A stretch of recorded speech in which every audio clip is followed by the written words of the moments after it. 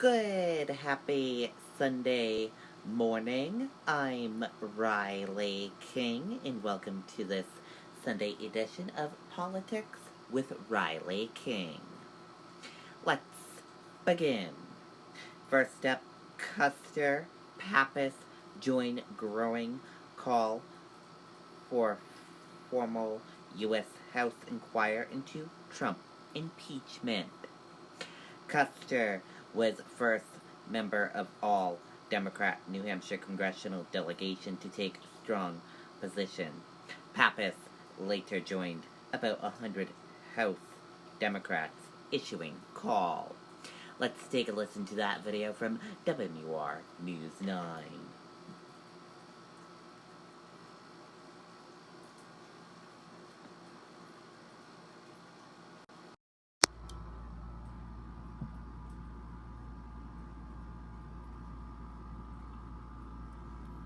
Congresswoman. First out the door when it matters most. For more than a decade, he's been right there, everywhere. And when American jobs are on the line, he leads the charge. ABC's World News Tonight with David Muir is America's most watched newscast, and we thank you. Annie Kuster says she supports an inquiry into the possible impeachment of President Trump. In a statement today, Kuster cites this week's testimony by former special counsel Robert Mueller, saying he did not exonerate the president from obstruction of justice. She says she's not made up her mind about impeachment, but supports an inquiry because, quote, nobody is above the law. Okay, and there you go on that video and that report.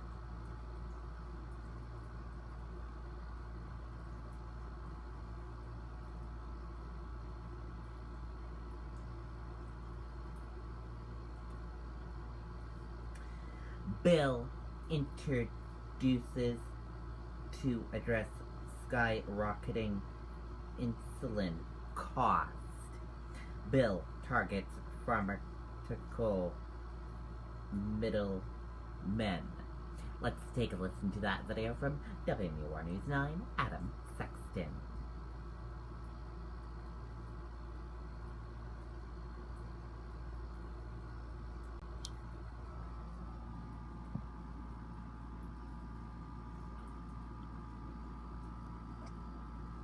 Senators Jeanne Shaheen and Susan Collins are teaming up to try to drive down the skyrocketing cost of insulin.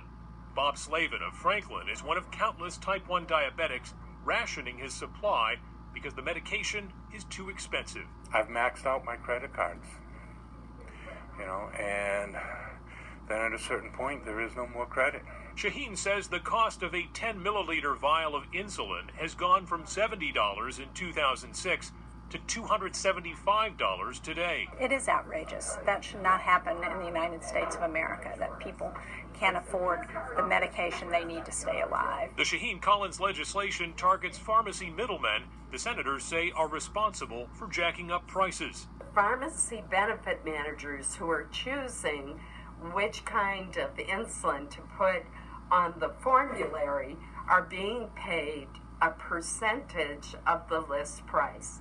So you have a built-in conflict of interest. If passed, the bill would give peace of mind to patients who can't afford the status quo. It's a struggle.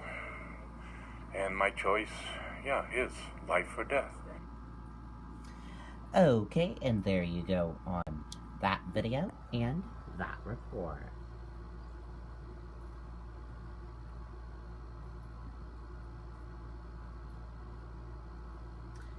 Ahead of debate, Biden camp begins social media push to promote health care plan. With Joe Biden's health care plan at the center of debate among the Democrat presidential candidates, his campaign has begun a social media effort to promote the plan, featuring a handful of Granite Staters. The campaign began Friday, posting videos of Granite Staters explaining why they back Biden's plan to expand the Affordable Care Act rather than replace it with Medicare for All plan as proposed by Senator Bernie Sanders and several other candidates.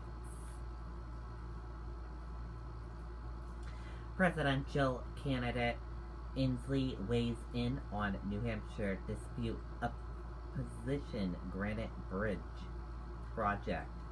Proposed pipeline would transport fracked natural gas between Manchester and Exeter.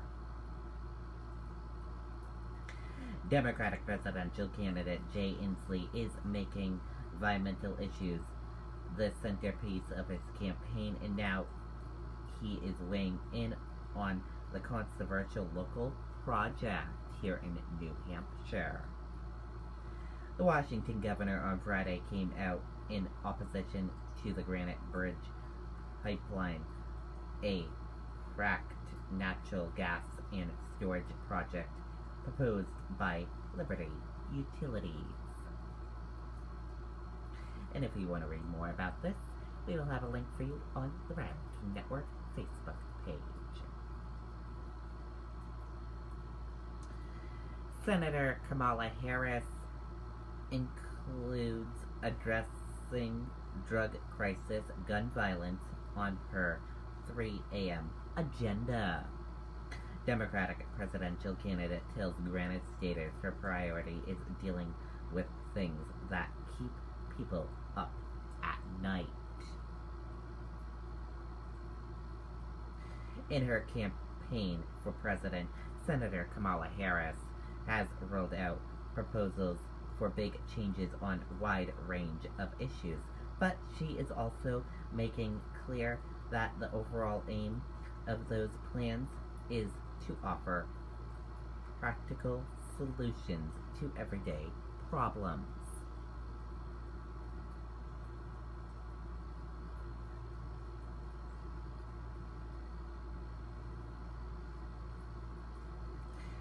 CNN's Detroit debate is making or break for many Democrats running for president. Let's take a listen to that video from CNN.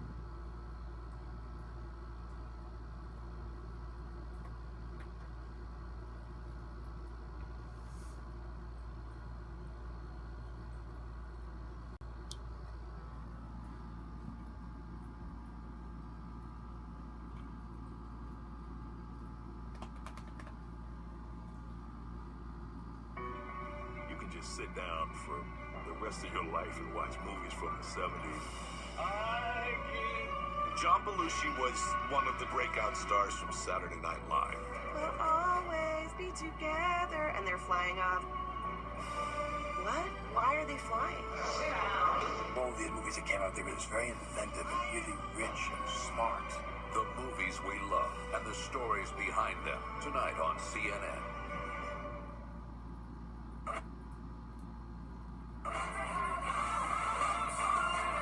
At his kickoff rally, California Congressman Schwaab was center stage.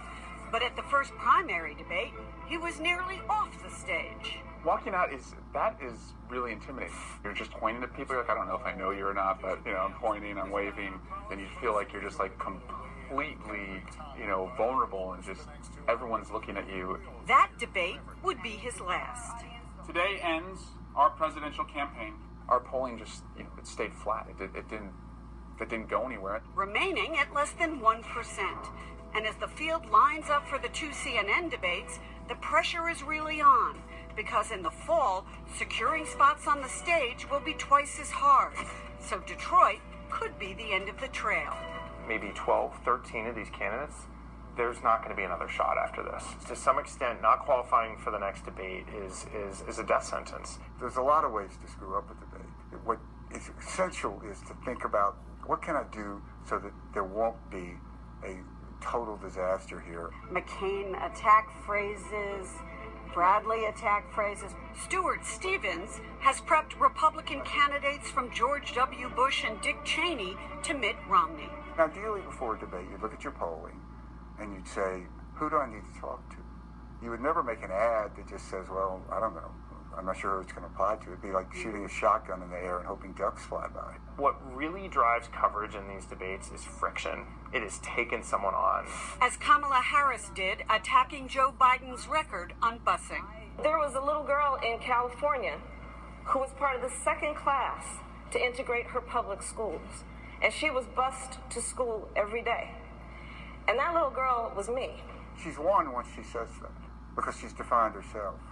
And she got her bio in.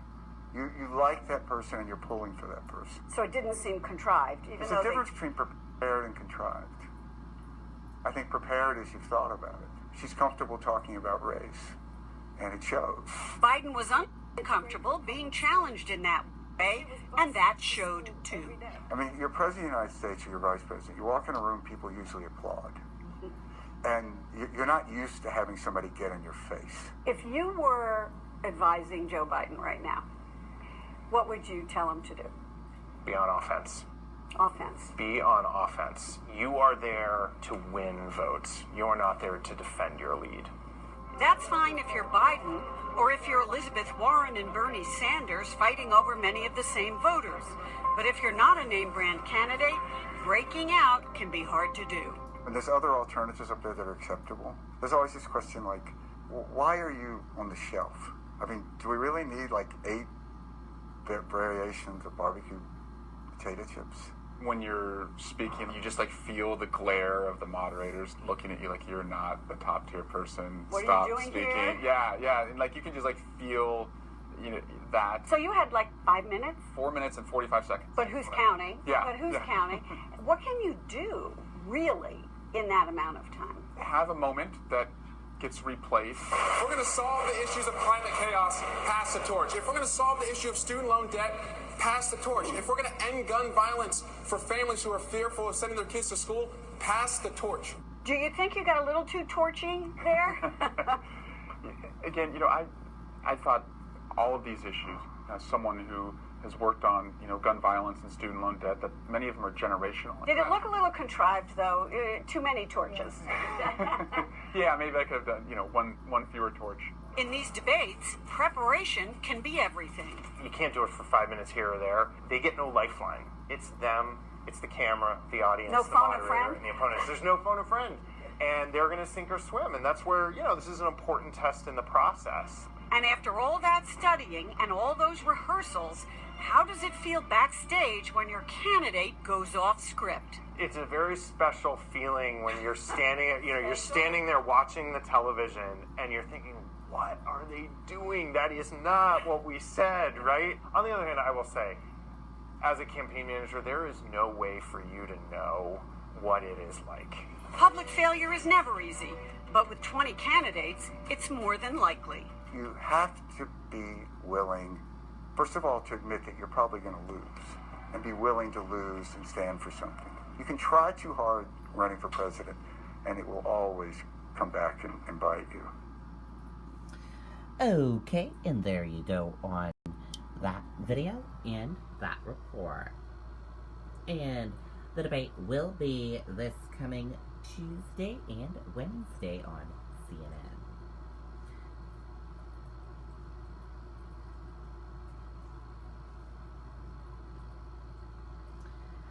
Partisans' differences on impeachment remain after Mueller testimony, as nearly half of Americans show little momentum. Poll. Let's take a look at this video from ABC News.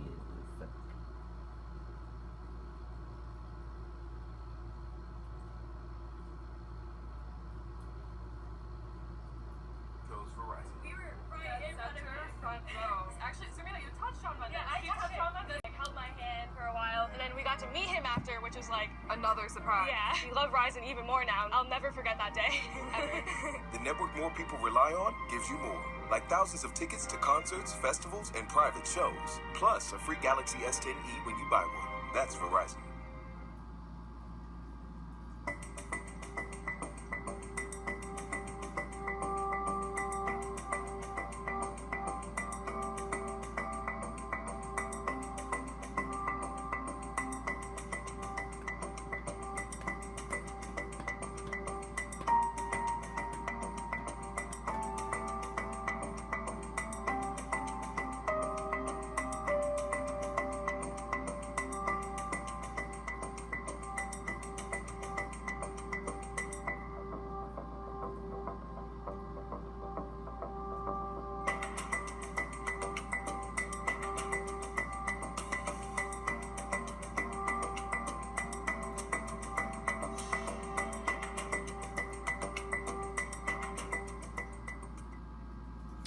Okay, and there you go.